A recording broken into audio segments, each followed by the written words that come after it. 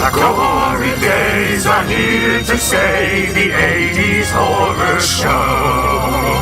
Take a stroll down memory's lane, it's time to start the show. The Gory Days, the Gory Days, the Gory Days. The Gory Days. Boo. Boo. Welcome to the Gory Days, the show where we take a stroll down memory's lane to remember our favorite movies, horror movies from the 1980s and early 1990s. I don't know why I just did that. I feel like this podcast is supposed to be... I made it first on Halloween was the first episode, so it was never really that scary. Welcome to the Gory Days. I'm Kyle Leone, your host with the Ghost. And with me this week, once again, is my partner in crime, my buddy, Derek. Welcome. Hello, everyone. Hi. So wait, you doubled down on the Halloween puns, though. You're like, oh, I did my first episode on Halloween. It's not that scary. Ghost pun. Well, What? Pick a lane. Are we doing ghost puns or not? Because that's not very scary. That's not very... Ghost puns are like more fun and things. But the scary ghost voice isn't necessarily that scary either. No, I'm pretty sure it's the Haunted Mansion ghost voice. Is it? I think they own that modulation at this point. I think that was Peter Freeze did the voice for that. The voice that you're talking about, of course, is the of there are no doors and no windows. Like that voice when you're going down the elevator at the Haunted Mansion. Yeah, I guess. I'm Yeah. really not sure which one I'm referencing that clearly. That is Peter Freeze, who of course is also famous for voicing Tony the Tiger on the Kellogg's adverts. Is that what it was? Kellogg's? What was it? Not was, he is. No. Hey, Tony. Frosted Flakes. Yeah, Kellogg's Frosted Flakes. Kellogg's I couldn't remember what the cereal. specific cereal okay. was. Could you? Yes. I mean, okay, yeah, it's Frosted Flakes. God, I feel like that's probably bad on their part if I can't remember what they're advertising. It is, but it's also like one of the most popular and marketed cereals, so you've apparently been missing out on the big cereal buys. Yeah. So I mentioned on past podcasts that a personal fear of mine was dolls. I was particularly afraid of Chucky in particular, but dolls in general. I had a little sister growing up who had a lot of dolls in her room, and so it made it really hard to go anywhere near her room or anywhere in eyesight of those dolls. My dad had one of those dancing like little person robots that was dressed up like the 49ers that would sing, "Are you ready for some football?" and like do a little dance. Scared the crap out of me because it's this tiny little person with plastic face in the corner. And I remember my dad... Motion sensor, right? Motion sensor, Of absolutely. course. So when you walk past it, it would start screaming and dancing, "Are you ready for some football?" I remember I would find that particular doll on the like fireplace, not on the mantle, but like on the floor next to the fireplace. And each and every morning I would pick up that doll without looking at it, like turning its face away and looking away, and put it in the corner of like the couch, like where nothing else could fit really. And I would put it there. And every morning I would find it moved back again. I'm sure by my dad or my sister or my mom, but I always moved it back. Wait, and no one asked you, Kyle, why are you moving this I'm sure tchotchke every they morning? did, but that's not the Okay. interesting part. No, the interesting part is that it mysteriously moved to its original position. Honestly, that never crossed my mind. I was never like curious, like, oh, it's moving every time. In my adolescent mind, I knew someone was moving it, and I knew they knew I was moving it back. Well, that's actually the baffling part to me, is that, like, if I was your parents, I'd go, Kyle, stop moving my GD doll. I'm sick of putting it back every morning. Yeah, so dolls was definitely a scary thing for me. I would go to Blockbuster a lot. I played a lot of video games. I played a lot of video games and I watched a lot of movies. So I was at Blockbuster and Hollywood Video a lot. Did you? Oh, yeah. I mean, we used to go to Blockbuster every week. It'd be like a Friday night thing on the way home from school. We'd go by the Blockbuster to pick up some weekend video rentals and a video game. Started out in 64 and then moved to PS2. Never really rented PS1 games for whatever reason.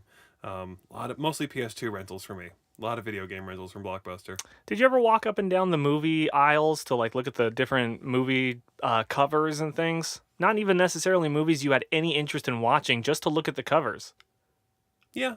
I did that mostly with the anime section, I think. Okay, well, to tell you the truth, I was the kind of person cut from the kind of cloth that liked to walk around the entire movie theater before or after, or before and after a movie to look at all the posters for the upcoming attractions. And sometimes I would have to drag my friends along through each wing and each hidden little corner of the movie theater to look at all the posters because, quite honestly, I was really excited and I interested don't know in. why you're using the past tense. You still drag me to I see all the still do freaking that. posters after every movie. I still do that, but I'm speaking the past tense because they don't have that experience at Blockbuster and Hollywood Video anymore. The closest you can get is by going to Best Buy or Target, just a store like that. Ooh, excuse me. Store like that sells DVDs and you can look at the box sets and things like that, but it still doesn't recapture the teaser poster or just the idea that people are going to be in movie theaters and there's not going to be a trailer. All they're going to see is this weird poster. Well, I have to give the immediate counterpoint that comes to mind is, yeah, we closed down the retail store, but you've used Netflix. And at its core, I'd say that experience is very similar to browsing an online streaming service. Yes and no. Netflix and Hulu and those services, for some reason, are creating their own posters because they're not the typical format. I don't know what the dimensions are for a typical movie poster, but it's not the portrait look. It's more of a landscape look in all of the ones that you've mentioned. And so they seem to recreate the posters in like new ways, or sometimes they'll just update them in the middle of a season because just to make it look new. People will get... Well, those aren't posters. Let's be clear here. There's movies on Netflix that had a poster from the 1980s, and they use part of that poster for its graphic. There's The Office, which is an NBC series that they rotate out what the header image on Netflix is because NBC wants to promote its series and has various marketing materials. But, like, no one's making a new poster for Chopping Mall. Are they? I don't think so. My point is that I loved walking around the horror movie section of the video rental stores, Blockbuster and Hollywood Video, and I loved looking out of the corner of my eye at the different boxes and the different VHSs and DVDs and things, because those boxes are usually much scarier than the movie itself. Would you agree? For some... I'll agree for the point of the segment. I'm not really personally, I guess, capable of making that evaluation. That's not a big deal. I'm just talking about the discrepancy between a movie poster or a movie box and the movie itself. The movie we watched this week was Puppetmaster, 1989. And I don't know if you've seen if you listeners out there have seen the poster for Puppetmaster, but it paints a somewhat accurate image of the movie that is as accurate as 5 minutes. It portrays the titular puppets inside the trunk that the titular Puppetmaster, I guess not titular puppets, but are they both titular? I think they're both titular. They're both in the title. I debated correcting you on it, but I went, well, it's not strictly wrong. It does have the word puppet in there, and he's mastering these specific puppets, so, okay, fine. So the titular puppets are inside the titular Puppet Master's trunk, and I don't know, what do you think when you see this poster? What do you think this movie's going to be? Puppet Master, a box full of puppets. Evil comes in all sizes is the tagline. I mean, the only assumption you can make with the background of light and fog on it is that these puppets are going to kill you or kill someone. 1989, one full year, October 1989 when this movie is released. One full year after Chucky is introduced to the world. Child's Play came out in 1988, Don Mancini, and it's definitely writing off the popularity of Dolls, another Charles Band joint, Child's Play, and honestly, there are a lot of doll coming to life horror movies in the 80s that all kind of revolved around the same idea, and that branched out in different ways, but the bottom line being things that have no business being alive coming to life and being evil. Because of course this trope carries on through stories like Toy Story, but they're not necessarily evil, but it is a popular idea, the things having no business being alive, and maybe they're evil. But in reference to my opening blurb, what I'm talking about here is that this movie barely features the puppets, and we'll get into that a little bit, but of course what I like to do is talk a little bit about the historical context for this movie. This movie was actually originally intended to be released in theaters in the summer of 1989, but it was ultimately pushed to a direct-to-video release on Thursday, October 12th, 1989, because Charles Band very intelligently thought he was likely to make more money in the direct-to-video market than the theatrical market. Who's Charles Band? Charles Band is the producer of this and a ton of other B-movie horror films. Charles Band, in fact... Didn't he direct this? No, he was the producer for this movie. The director... Okay. Puppetmaster was released direct-to-video on Thursday, October 12th, 1989, which was actually Columbus Day. It was directed by David Schmoller, produced by Charles Band, and written by Kenneth J. Hall and David Schmoller, with a scant budget of $400,000 1989 dollars. Schmüller. Schmoller? Yeah, with the OE there. Thanks for correcting German pronunciation there. So it's kind of interesting to note that Charles Band is this unique kind of like, think of him as like, what's the Greatest Show feature, The Greatest Showman? Who's that guy? P.T. Barnum. Think of him as like this, like, Oh, by greatest... the way, do you know what P.T. Barnum actually looks like? He's a midget, right? No. Which, God, this show just cannot escape dealing with that, can it? I'm sorry. Anyway, no, P.T. Barnum looks identical to like- Professor Slugworth from the Harry Potter movies. He looks like President Van Buren, like bald and with mutton chops Van that go... Buren is a more attractive version of P.T. Barnum. And they have cast Hugh Jackman to portray him in the movie. And that is, I'm stealing this from a tweet, I don't remember from who, but that is the biggest upgrade from your real life look to your representation in film that has ever happened. Second only to maybe Charlize Theron in Monster, portraying whoever she was supposed to be in Monster, the serial killer. Charlize Theron is much more gorgeous. Is that based on real life Yes. movie? I Oh, didn't big know time. anything about it, actually. Oh, yeah, that's a great one with, Christina Ricci as her little, as her boy wonder. So it's actually interesting to note. Charles Band, in this P.T. Barnum kind of way, is a master of 80s horror because at one point in time he realizes that, hey, there's going to be a huge sci-fi and horror market coming up. And people aren't as willing to spend as much as the big Hollywood productions are always willing to. I'll make a production company that makes movies at half the cost. And so what he does is he creates Empire International Pictures, and he bases it in Italy. After the collapse of Empire Pictures, which he accredits to the fall of the lira in Italy, Charles Band relocated to the United States and opened Full Moon Pictures. Charles Band's goal at the time with Full Moon Pictures was to create low-budget horror, science fiction, and fantasy films which mirrored the quality of films with more generous budgets. So, after partnering with Paramount Pictures and Pioneer Home Entertainment, Full Moon Productions begins production on their first feature film, Puppetmaster, which had a premise similar to an earlier Empire International Pictures film produced by Charles Band called Dolls, 1987. It's kind of iffy and weird there that he releases a movie called Dolls in 1987 under Empire International Pictures. The company goes under, so he moves and makes an identical movie under a different name. Yeah, it really turns on how identical it is, I wonder. I mean, We'll have to 'cause watch that one. The idea of a talking doll, as you hit on earlier, is so incredibly non-specific to any one movie in this era. That's true. Or not even a talking doll, sorry, a violent doll, because I don't think at any point these puppets actually speak. They vocalize, but they don't speak. No, they make like little like whimpers and grumbles and things. So the year was 1989. The month was October. October 1st, 1989. I found this to be pretty interesting given the fact that I'm a gay man. Civil union between partners in a same-sex relationship became legal in Denmark, October 1st, 1989, under a law enacted on June 7th, the world's first such legislation.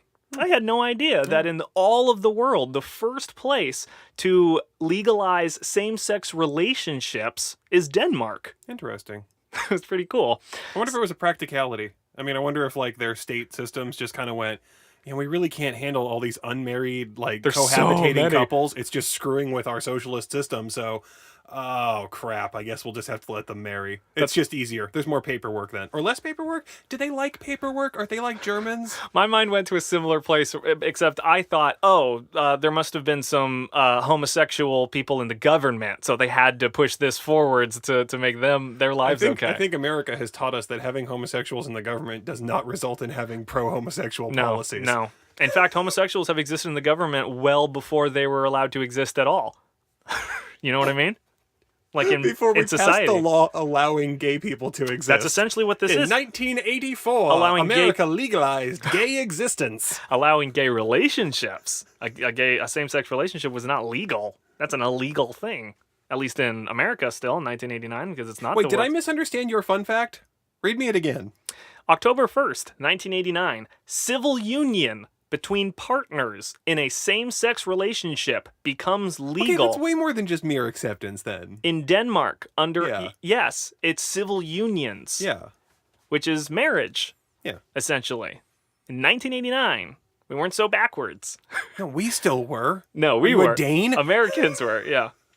So, October 1989, some of the popular films that people may have been watching at the time would include Batman, Tim Burton's Batman, Indiana Jones and the Last Crusade, Lethal Weapon 2, Twins, Back to the Future Part 2, Ghostbusters 2, it was a big year for sequels, The Little Mermaid, Driving Miss Daisy, and Honey, I Shrunk the Kids. Okay, of all those movies, and you made me watch Puppetmaster.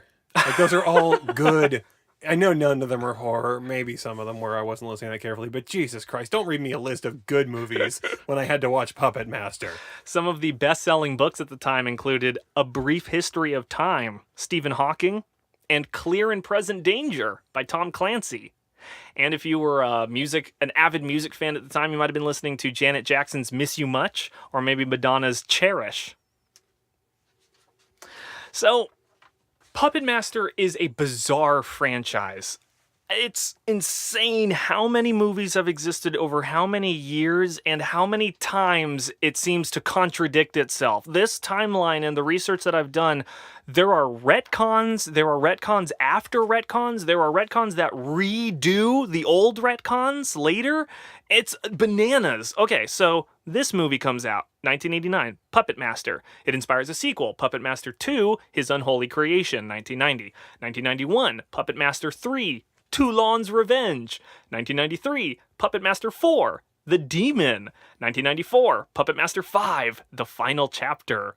1998, Curse of the Puppetmaster. 1999, Retro Puppetmaster. 2003, Puppetmaster The Legacy.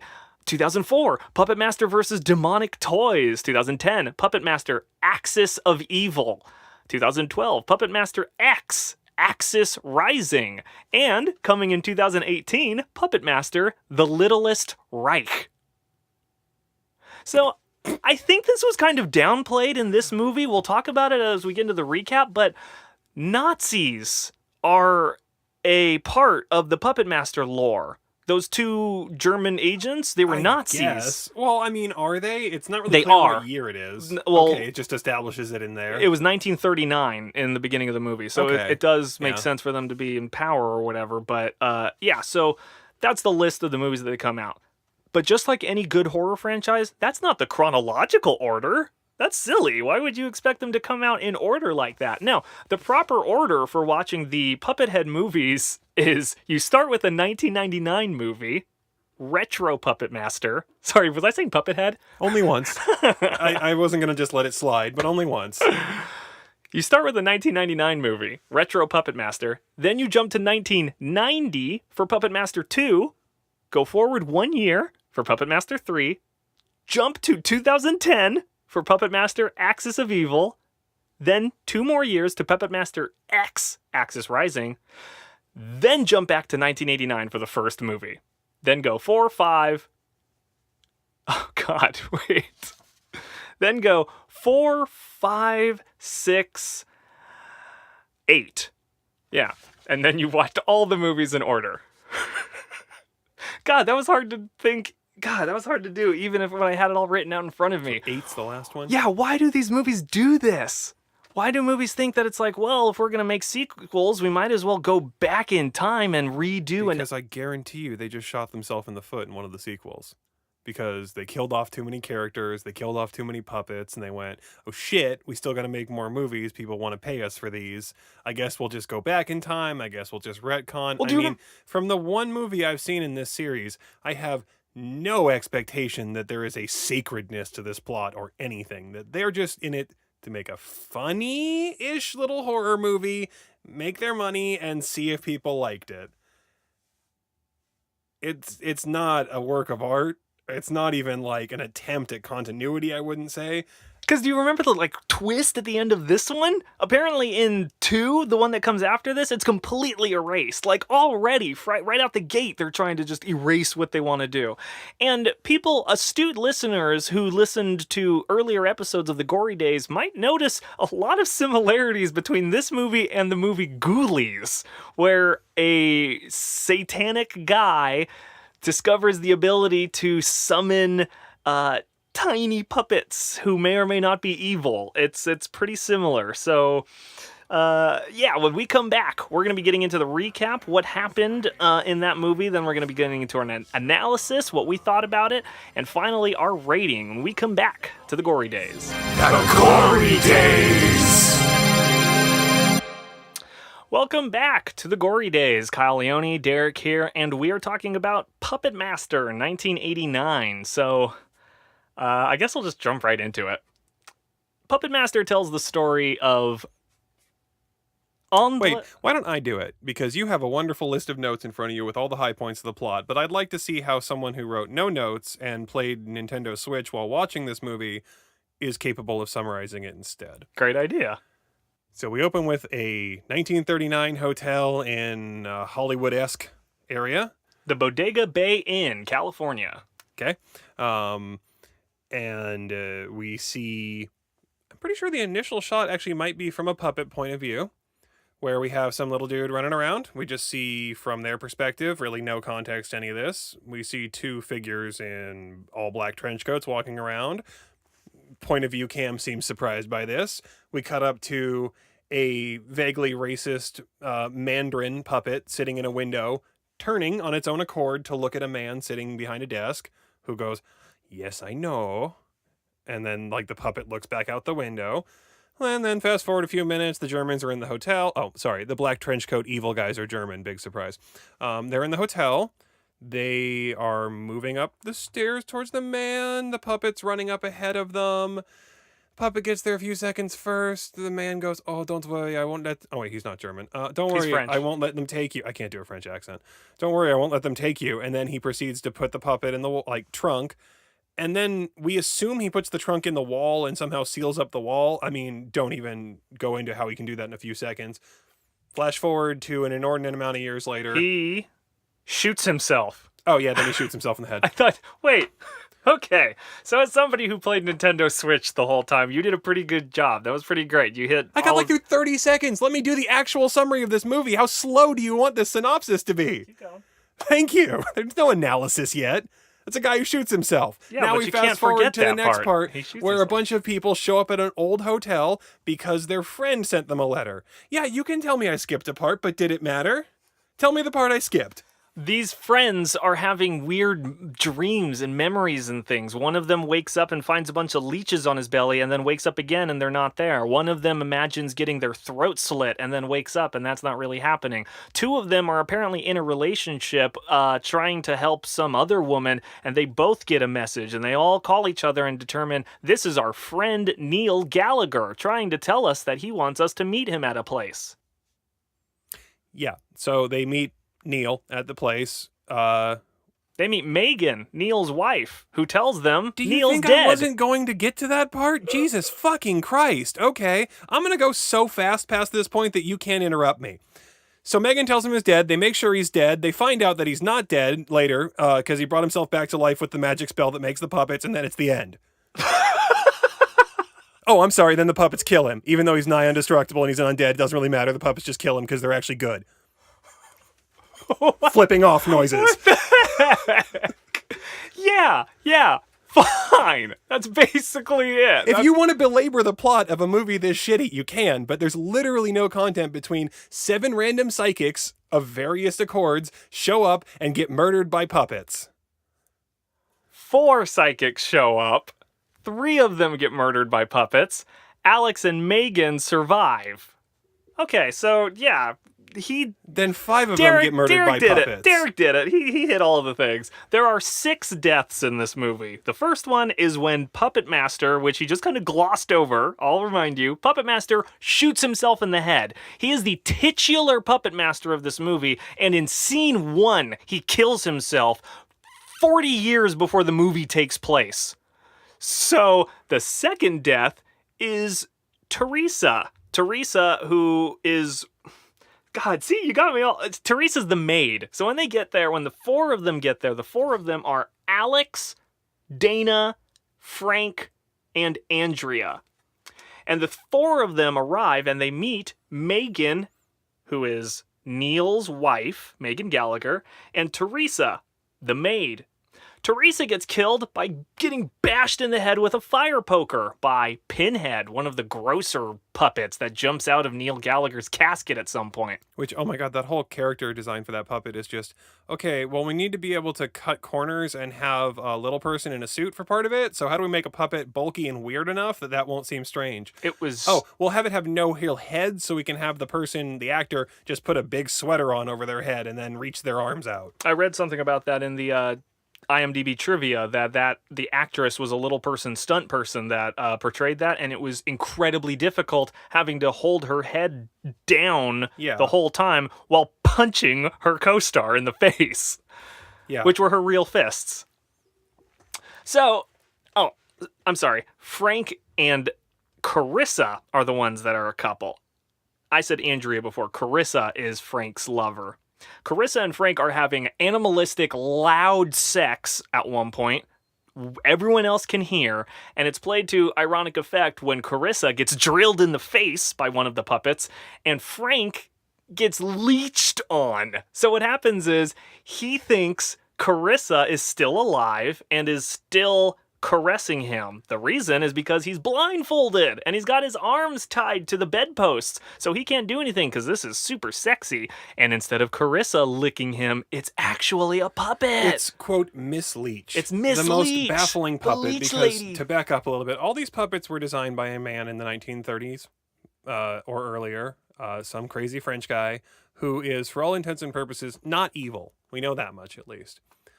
And yet he designs some fucked up puppets. One of them has a drill for a hat. Like, one of them has a drill for half of its head. Really no reason One that of them's would name happen. is Blade. One of them has a switchblade for a hand and a very modern trench coat and hat that look really anachronistic in 1930. Anyway, and he designs Miss Leech, a creature is the word I'm using, that vomits out living leeches. It's the only thing. Demand. It's the only thing It's not a puppet in any way, shape, or form.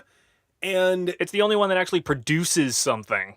The other ones are... Ones would behave at least like something that could have been controlled with strings in theory. There's absolutely no reason why Miss Leech should exist, and all of the effects around her are so hokey that unless you are terrified of leeches, then it's not scary. No, it's her just face... weird and tedious as you watch someone force a really crappy plastic leech out of a latex tube that someone put too much makeup on. Like 3/4 of the way, and then they cut so that it looks like it barfed it out, but it looks like there was no way the leech could actually fit through her mouth. The weird latex. Yeah. I mean, it was just like baffling, the character design for these puppets. Like just a hodgepodge of miscellaneous mist creeps. Yeah, it's weird. The trailer that we watched for it 100% confirms her name as Miss Leech, but all of my research and the IMDb credit her as Leech Woman. I'm not going to really die on that hill. We can call her Leech Woman. I kind of prefer Miss Leech. Anyway, Frank gets leeched to death. Mrs. Leech.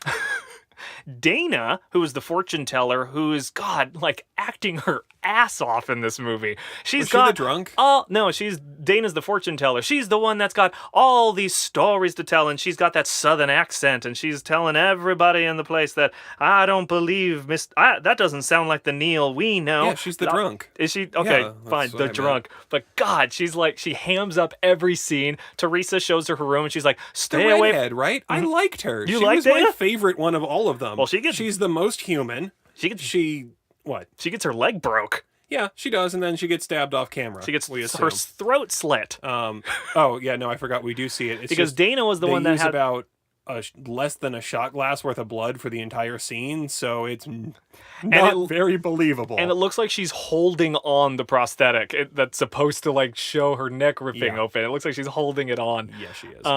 But yeah, that's the one that demonstrates that Pinhead has inhuman strength. He twists her leg with one hand and breaks it. And then she's like crawling away. Well, I wouldn't say it demonstrates he has it because it's the only time he has it. Because he loses it later. Because every time he's like in their way, they pick him up and just toss him. Oh, well, they don't weigh more than puppets. At no point are they played or portrayed as any way stronger or more durable or anything. That we see him making him out of puppet materials. They're not like superhuman creations. They're just puppets that have a piece of some old guy's soul in them. Well, that's the other thing, is when we saw the Puppetmaster putting his puppets in the trunk at the beginning of the film in 1939, he also puts in this, like, scroll of hieroglyphics. And it's revealed a little bit later when Neil Gallagher isn't actually dead. Wah! He's alive, and he's there with the 3 other people that he's killed. He's there with Carissa, Frank, and Dana, completely dead at a table when Alex and Megan approach him. And he reveals that he discovered the secret, an ancient Egyptian spell or ritual that brings things to life. Okay, so let's just stop there. That's the impetus for Puppetmaster and the puppets in the Puppetmaster world is Egyptian hieroglyphs. Like it was a spell. Yeah, I mean, I have nothing to say about that. They don't either. It's nonsense. It doesn't make any sense, like it even adds mythology-wise.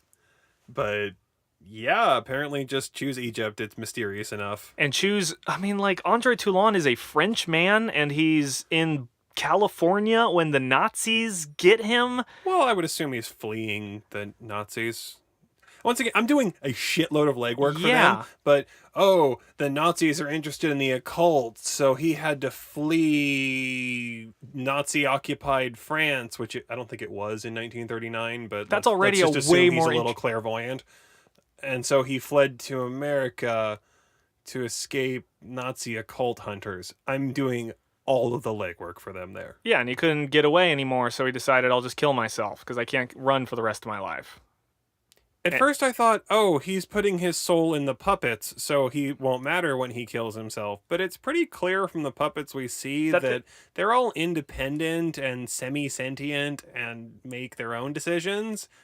Kind of, except they're also under the control of the dead guy. Okay, so we've established that the creation of the puppets is through an Egyptian ritual or magic or whatever. What Neil then goes above and beyond to establish is that, quote, I think he says, metaphysically, I committed suicide, unquote. But it was so I could live forever because I discovered to use that Egyptian spell on myself. On the corpse, which, in a sense kind of makes sense. Okay, you can make a dead thing live, so use it on a corpse. He never attempts to explain how he uses it on himself after dying, because we do see him in a coffin. We do see them moving around his dead body for a while, like... He probably was dead in the beginning, and somehow just magics himself back to life partway through, assuming he used the puppets, but never shown. And I guess he's like stronger now, because what he explains to Alex and Megan, he says, it would take the complete destruction of this body to destroy me now, which is something you could never do. I'm paraphrasing, but it's something like that. Complete destruction of my body is a quote. The rest of it's paraphrasing. And then he beats up Alex with his fists. Just punching. He just punches him. Lots of punches. So much punching. And after he's decided... I haven't seen wizards punching this much since Doctor Strange. And after he's decided that Alex has had enough, he turns over to one of the puppets, Jester, with a spinning, rotating, emotion-changing face, and he tosses him. And I guess that hurts Jester, because all the other puppets witness that and are like, oh, whoa. And that's what makes all the puppets turn on Neil Gallagher. And Neil Gallagher now, or never did, have any sway over them. Yeah, it's like they just made a deal. Like, he went up to them and went, hey guys, I got you out of the wall, because that is revealed that Neil bought this. Neil married his milquetoast, boring-ass wife. Yeah, Megan. Just so he could rip a hole in the wall of the hotel her family owns, which had the puppets in it. The movie even barely explains that. It kind of buries through a throwaway line that he also murdered her parents because they were the only ones that didn't like him. This is a great point. I don't even agree with you. He didn't murder her parents. He says, I brought myself back from the dead with the spell. I'm not even the first human experimentation. Luckily, her parents also died.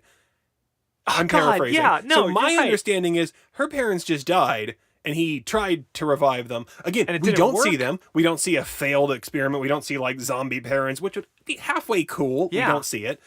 And so it's not even clear, did he kill them? Or did he fail to resurrect them? Did he semi-fail to resurrect them? It doesn't matter. And it's a complete tell, don't show over and over and over with this movie. Yeah. So Neil reveals that he was able to bring himself back to life. He attacks Jester. All the other puppets descend on him, and he ends up inside an elevator. And this is probably the best death in the movie. The sixth and final death is when Neil is attacked by the drill-headed puppet and Pinhead. He's in the elevator And shaft. Blade. He's in the elevator shaft and he's getting attacked by both of them. He tosses Pinhead across the room. Drill bit gets him in the leg. He pulls Pinhead's head off and tosses his body and his head across the room, and then starts to try to shimmy his way out of the top of the elevator. But Blade is waiting for him up there, where he promptly chops off Neil's fingers, which start spraying green blood. Neil falls to the floor of the To the elevator. movie's credit, the green blood doesn't smoke or melt through anything. I really expected it to be least acidic? smoke. I learned in my research that the blood is green to avoid an X rating at the time.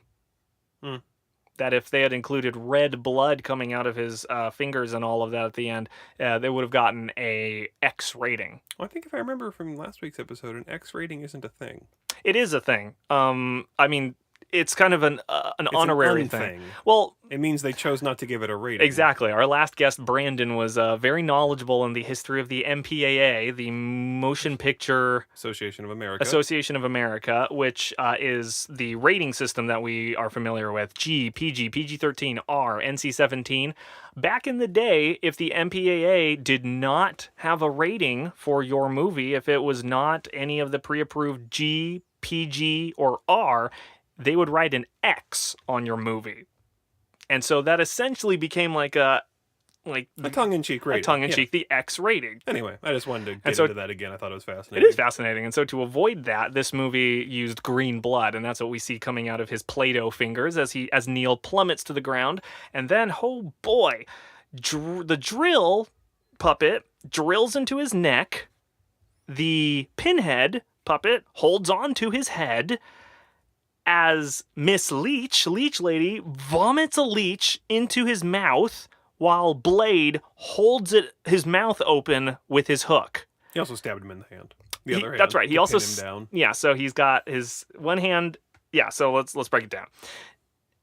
Blade stabs Neil in the hand. Pinhead holding Neil by the head. The drill puppet drilling Neil on the neck. Miss Leech, Blade holding Neil's mouth open. Miss Leech barfing a leech into his mouth. This is all so insanely over the top because Alex and Megan are trying their hardest to make the puppets stop. For absolutely no reason. He was just trying to kill Alex them. was just getting his ass kicked, completely hands down, gonna lose that fight.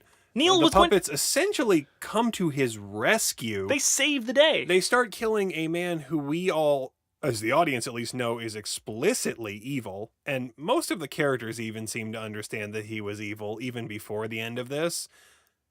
And for some reason, they're still trying to stop the puppets.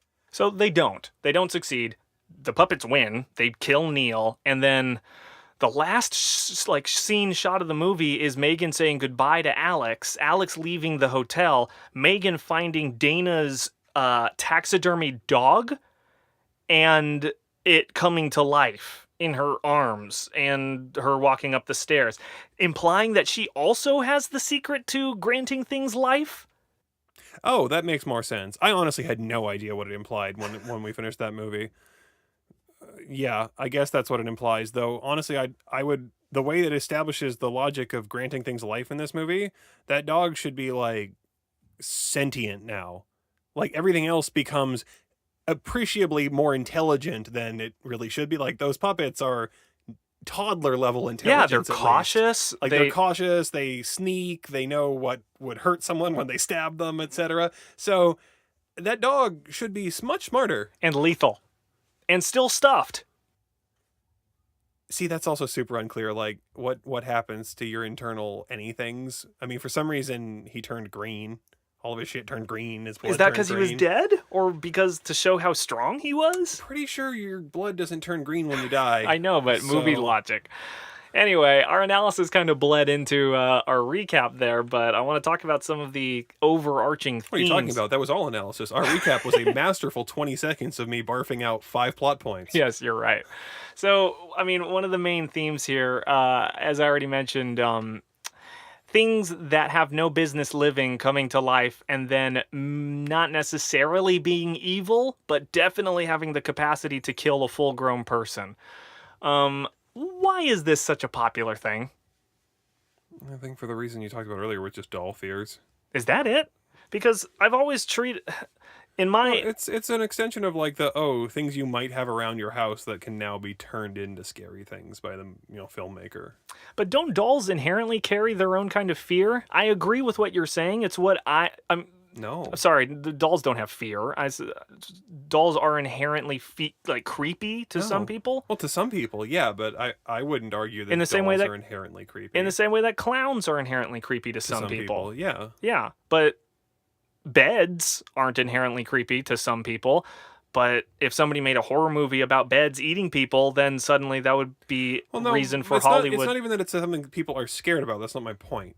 My point is that it's something you might already have in your house, or something similar to something you might already have in your house, that you now have to look twice at because the movie has convinced you should probably be afraid of it. I agree. It's something that I believed as a kid, and I don't know if it's true, but it certainly feels that way, where the idea is Hollywood executives sitting in a room and asking each other, hey, what do we want people to be afraid of this year?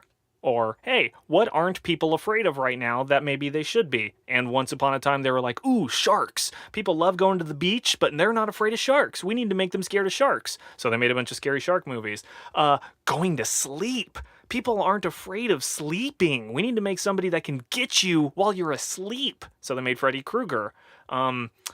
Sex. We got to make it so if you have sex, you're a target and you could die because you have sex. See, it's funny. I think your examples illustrate an alternate of they're just looking for the thing the most people are doing so that they have the most appeal. You know what everyone does? Goes to sleep. Goes to the beach. Goes to the beach. Has sex. These are all such universal things that it's like you can make a pretty low effort at making it scary and you'll still scare some people because it's a generic enough fear. So why dolls? Basis. I don't know. It falls so incredibly flat on me that I have a hard time It's so answering specific. that. Well, you're the one who has some underlying understanding of this. I don't know why you're asking me. I'm just trying to get the discussion going. Like, they're not. Dolls aren't scary. They're not scary. And this movie hammers that home by having the first scene from doll point of view have a silly little like he spooks an old lady. Like little like panting that just sounds silly. And oh boy, there's so many stupid sound cues to this movie. There's when his fingers get chopped off in the elevator, there's like a cartoony like plomp kind of sound. Actually, that's not the right sound effect, but it is as ridiculous as that. Can we get that? Can we get that clean? Plomp. Damn it. Every joke I say is just stole from something, and I have to attribute that one to 30 Rock, because that's the sound of two fat people running into each other is a plomp, I think was what their joke was from that. Do you think we talked enough about the business of things being alive that shouldn't be? I don't know. I mean, it's such a common horror trope, and I mean, it doesn't even have to be limited to one thing. Things like Poltergeist just like Ghoulies like bring did a everything similar to thing. life. It did? I guess not necessarily. Nothing came to life. Sorry. That's kind of tying into my next point, which is having a respect for the source of occult magic. And maybe more importantly, occult magic inevitably betraying you. Oh, maybe that's the thing people are supposed to be afraid of here, though. Is magic, sorcery. I don't know. I mean, the dolls are scary, but the only reason they're alive is through dark black magic. Well, not even black magic. See, this is the thing. It's Egyptian. It's Egyptian which is magic, pretty and it's so gray. kind of agnostic because it's not clear that they're using it right. It kind of seems like they're abusing this power to bring puppets to life and themselves to life and stuff. And the only thing we really hear in reference to an actual spell being done is at the very beginning when Puppetmaster is holding one of the puppets and he says, "Life upon my life." That's about it. That's all we get. Maybe the other movies go a little bit more in depth into the ritual or whatever. But yeah, the idea that occult magic is something you don't want to mess with. This movie might have done better if it had hammered its head like Ghoulies with a full room of satanic accoutrements and like rituals and chanting and an implied baby But it wants sacrifice. its cake and it wants to eat it too, because all of its characters are, for all intents and purposes, like witches or wizards of some kind, or at least psychics. And so, with the exception of one doctor, it can't both have those be their leads and demonize them. Well, that's the thing. So it makes a really hard time distinguishing between, oh, their villain went one step too far in his magical quests. Well, because there seems like it's really bizarre. There's this thing that's downplayed, and it was definitely downplayed when we talked about it in the recap, that these four people have established psychic abilities, and that's not that interesting to anyone, apparently. One of them, Alex, has the ability to dream the future. Another one of them can touch objects and experience their entire history. He totally can't just dream the future, by the way. That's what they say he can do. And again, this movie is just so sloppy and lazy that they show us a few of his prophecy dreams later, and it's like, the dream is the wife comes into his room, asks him, "Hey, I need to show you something." He goes with her. Then in the dream, he ends up in this like all white ballroom with her on the second floor. And in that room is her dead husband, and he's dancing with her now. And he says, "You can't save her, Alex. It's too late," or something like that. And then in real life, when that actually happens, when she comes to his room and says, "Hey, hurry," she goes and shows him a hallway and they talk for a while. At no point was there ever going to be a future in which the dead man was dancing with his wife in a white ballroom. That's not a prophecy dream. That's a, like, premonition of general malaise. Like, that's just a fucking nightmare. You were worried about something and invented a fake thing to be scared about. It's not even a prophecy. At no point, his leech dream doesn't come true. That's the only thing we've seen beyond that. He has two prophetic dreams. One never comes true, and the other one's not even a prophecy. So there's a mini X-Men team of psychic powered people who were all under the tutelage of Neil Gallagher at some point. They were like, this is kind of touched on, that these 4 or 5 characters have a past, that the 4 of them were a team of psychics that just hung out, and Neil Gallagher was their Professor X who brought them all together. Apparently it was all under the auspice that he was looking for the secret of eternal life, or the secret to give things, inanimate objects, life. But what do you think about that? The idea that they have superpowers. These 4 people have psychic powers, and no one really seems to care. Their powers are such crap, though. No one really The seems other girl, one of her powers is she has the ability to touch something and know its history. But it so overwhelms her that she ends up just spazzing out every time she mostly has touches something. orgasms. That it's like, It's that's not mostly- a useful power. She has like a Midas-level curse instead, where she can't even pick up a teacup without freaking out that Betty White looked at this teacup sometime. And what the heck is Frank's power? The doctor? Yeah, He's just a doctor. He doesn't have a power. Frank Forrester. No, he's just a psychologist. Oh, he's such a creeper too, because he hangs out with Carissa. Yeah, he hangs out with Carissa. With Memory Touch Girl. Yeah, and it's like they're kind of a thing, but they resent each other until it's like an experiment. The reason they have sex is he's talking to his tape recorder. It's not an experiment. Yeah, Well, is that it we're gonna but have sex that's on just the bed. Pretense for their like weird relationship. That's true, because then he says, record this for my private whatever. Yeah, Like, this is going to be totally private. It's just lazy writing. Super Just to stupid. try to characterize him without doing anything. Yeah, so a respect for the occult and the inevitability of the occult betraying you is definitely a thing that happens in a lot of movies. It seems like it's the safe moral area as a screenwriter. That's the other power. She's not a psychic. She's a white witch, and she doesn't do Dana. anything effectively either. She's the fortune teller. She She puts up a bunch of charms that don't do anything, and that's it. And then she gets herself killed. So I think Gallagher actually just assembled a team of charlatans who lied to him really effectively, and then he got jealous and decided he needed to kill them all. But then killed himself first, so he could That's bring the them most all effective here. way to kill everyone. Oh, God, and his stupid wife, Megan. Huh. What does she explain? She explains that when he first showed up, he started putting everything into this hotel, and then all of a sudden, one day, it just stopped, and he dove himself back into his work. For a whole year, and she just didn't really care. And she was like, "That's weird. I didn't know what to do." He was the main contractor. He was destroying everything in my hotel, making it more modern, and then he just stopped. It's because she's evil.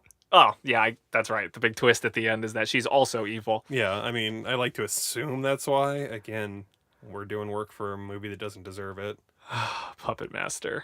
Oh my God. It's funny because I had seen this poster. Like, I have my history of being scared of dolls and things. So I've seen this poster and I've seen that doll and I've seen the imagery and things.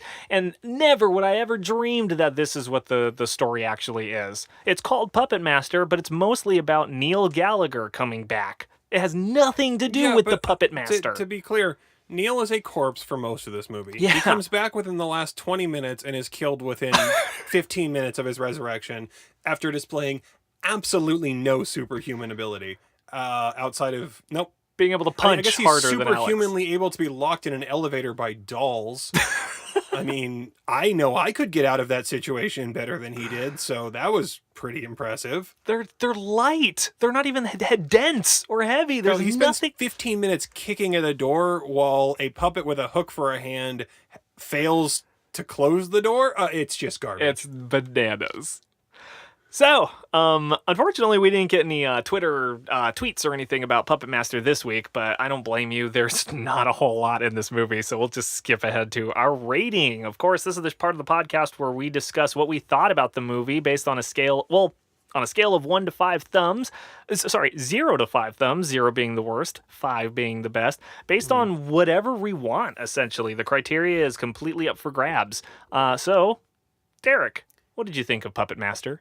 You reminded me that I can give something 0, and I seriously debated it for a second, but this movie isn't bad enough to deserve a 0. Like, its plot is coherent, if boring.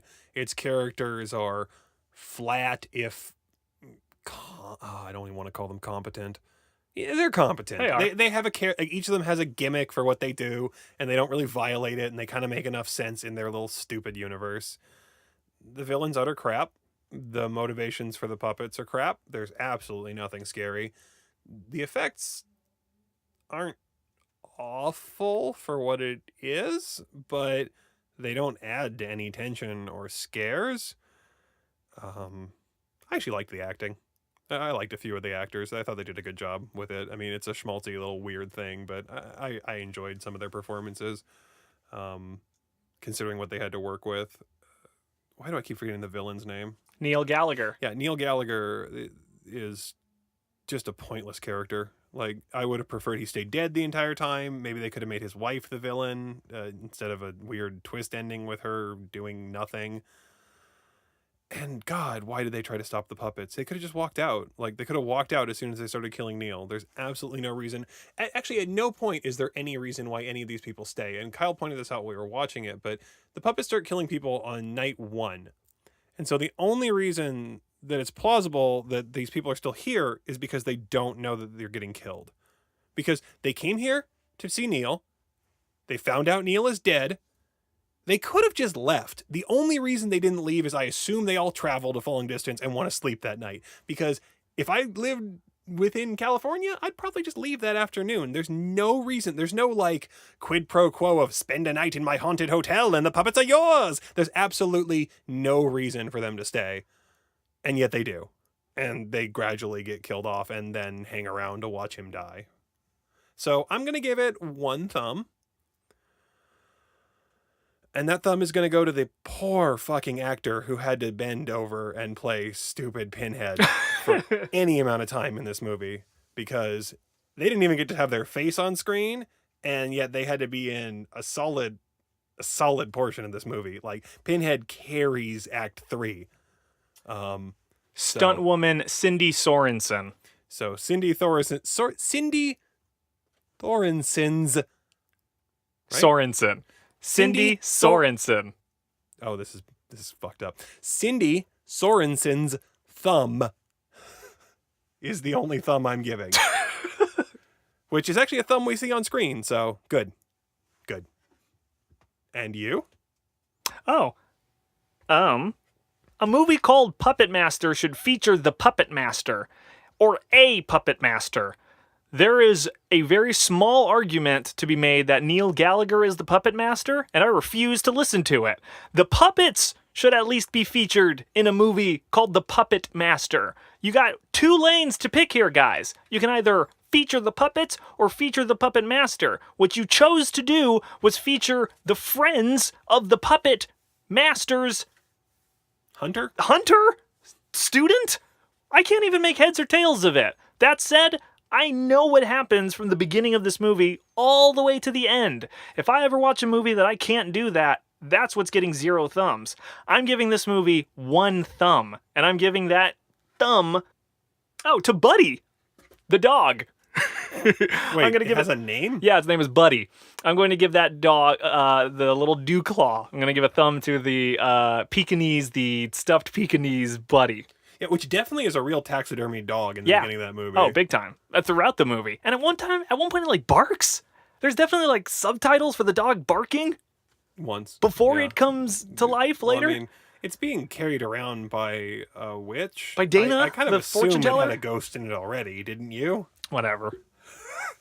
Dog ghost. Okay, everybody. That was Puppet Master. Oh, I would have rather man. watched Dog Ghost Master. I would have rather watched Dolls. There's a million other movies I would have rather have watched. And to find out that this was a direct-to-video movie makes a ton of sense. And Because how did it get so many sequels, though? Oh my God, for a yeah. direct-to-video. Like, And they're where did the still cult making- following come from when you started with crap? started so bad. I'm not going to watch any of the others. I don't want to. I might watch The Littlest Reich. I'm not gonna lie. I mean, the fact that first of all, it still hasn't come out. It's coming out in the future. It's 2018. And this series hasn't died yet is baffling. So I need to know why. And I mean, The Littlest Reich is just. That's pretty funny. That tickles my funny bone enough to know. We've evolved as a if I get to culture. watch Nazi puppets get killed or Nazis get killed by puppets, really, there's absolutely no bad way that's going to play out for me. So I'm interested. Thanks again for listening to this episode of the Gory Days, everybody. Kyle Leone here. Tune in next week for another fantastic episode where we'll be watching another horror movie from the 1980s or early 1990s. And be sure to follow us on Twitter and on Instagram. See you next time. The Gory Days. If you want your thoughts on each week's movies heard on the podcast, follow us on Twitter and on Instagram at The Gory Days. And look for more episodes each and every week on the Apple Podcast app. See you next time. The Gory Days.